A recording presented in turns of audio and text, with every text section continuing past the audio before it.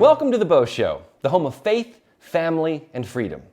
I hope you all are enjoying your Christmas season and sharing love, hope, and happiness.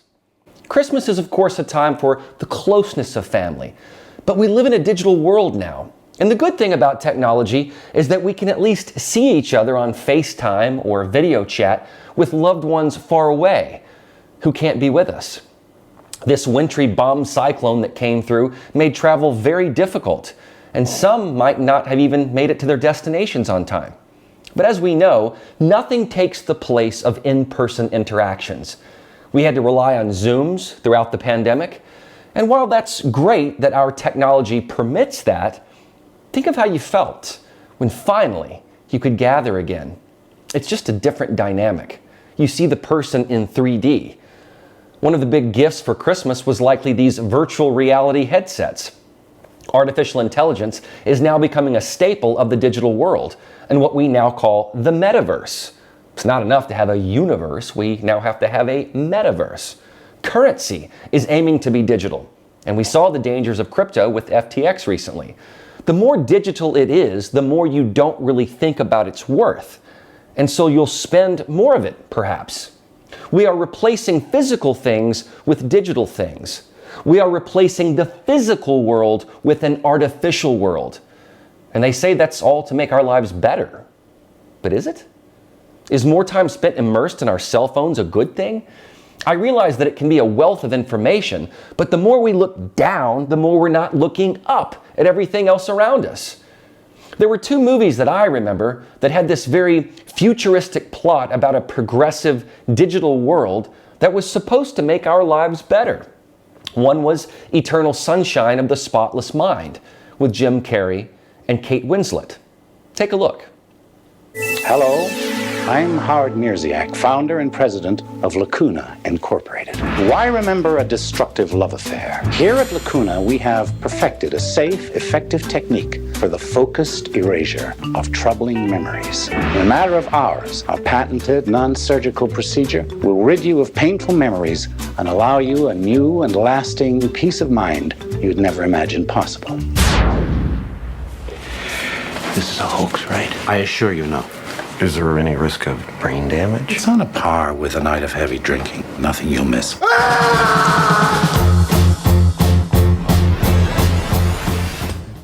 In this movie, the main characters fall in love, but because it goes sour, they both hire a company that can erase the memory of the other person entirely, as if they never existed and you never met them. And then there was another famous movie with a similar plot with Tom Cruise and Penelope Cruz called Vanilla Sky. Take a look.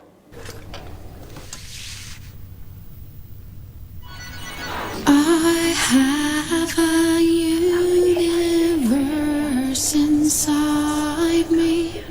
Portrait of a modern human life. American, male, birth, and death. Imagine that you are suffering from a terminal illness. You'd like to be cryogenized, but you'd rather be resurrected to continue your own life as you know it now. LE offers you the answer. Upon resurrection, you will continue in an ageless state, preserved, but living in the present with a future of your choosing.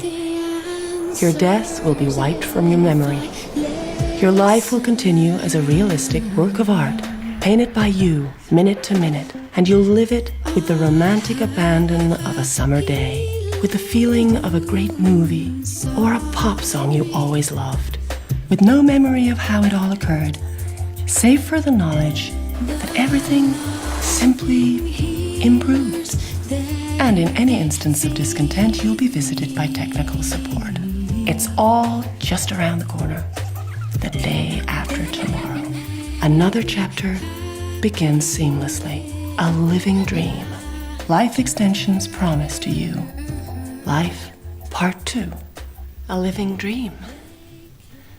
In this plot, Cruise signs up for the lucid dream so that he can preserve the best parts of his memory of his beloved Sophia over and over again, while his body is cryogenically frozen. So they place his brain in a state of a great dream over and over again so that he never has to experience the pain of his car accident and losing her. Now, when Hollywood comes up with scripts like these, they are fascinating, but they also sometimes offer a glimpse into the future. Even the X-Files seems to have foreshadowed a lot of real-world scenarios.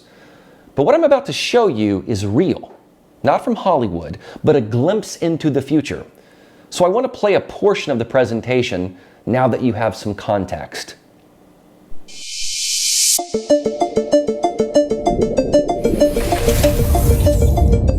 Introducing EctoLife, the world's first artificial womb facility, powered entirely by renewable energy. EctoLife allows infertile couple to conceive a baby and become the true biological parents of their own offspring. It's a perfect solution for women who had their uterus surgically removed due to cancer or other complications. With EctoLife, premature births and C-sections will be a thing of the past. EctoLife is designed to help countries that are suffering from severe population decline, including Japan, Bulgaria, South Korea, and many others. The facility features 75 highly equipped labs. Each state-of-the-art lab can accommodate up to 400 growth pods or artificial wombs. Every pod is designed to replicate the exact conditions that exist inside the mother's uterus. A single building can incubate up to 30,000 lab-grown babies per year. EctoLife allows your baby to develop in an infection-free environment. The pods are made of materials that prevent germs from sticking to their surfaces. Every growth pod features sensors that can monitor your baby's vital signs, including heartbeat, temperature, blood pressure, breathing rate, and oxygen saturation. The artificial intelligence-based system also monitors the physical features of your baby and reports any potential genetic abnormalities.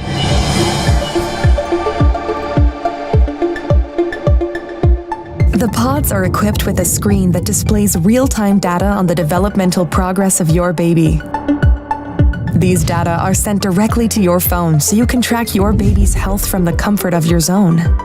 So what you just saw is not from the latest Hollywood movie. It is a real company, and this will be a real option very soon. They try to market this to those who have had their uterus taken out due to cancer, or to infertile couples, or to countries where the birth rate is quite low. But like all things that start with good intentions, they can have unintended consequences. I want to walk through some of the portions of this presentation because it is prepared so carefully so as to make you think, wow, everything has been thought of and my mind can be at ease. Let's first look into who is the mind behind all of this. The concept of EctoLife facility was designed by biotechnologist and science communicator Al-Ghaili. It relies on groundbreaking research work that has been conducted by scientists and engineers since 1950s.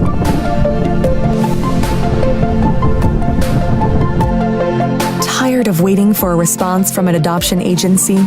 Unable to find a suitable surrogate mother? Worried about pregnancy complications? Worry no more, because EctoLife got you covered.